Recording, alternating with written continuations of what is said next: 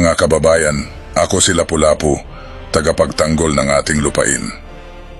Ngayon, nais kong magsalita tungkol sa West Philippine Sea.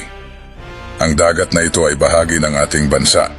Ito'y hindi lamang tubig, kundi ang ating kabuhayan, ang ating kasaysayan, at ang ating kinabukasan.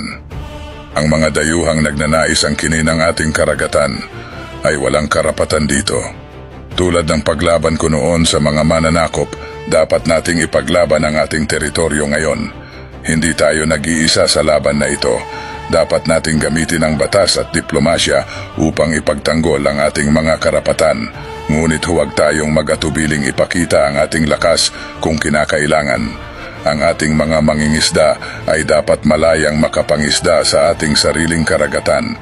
Ang ating likas na yaman ay para sa ating bayan, hindi para sa ibang bansa. Magkaisa tayo. Ipaglaban natin ang West Philippine Sea. Ipakita natin sa mundo na ang Pilipinas ay may kakayahang ipagtanggol ang kanyang sarili. Mabuhay ang Pilipinas. Mabuhay ang West Philippine Sea. Thank you for watching. Stay curious, stay informed.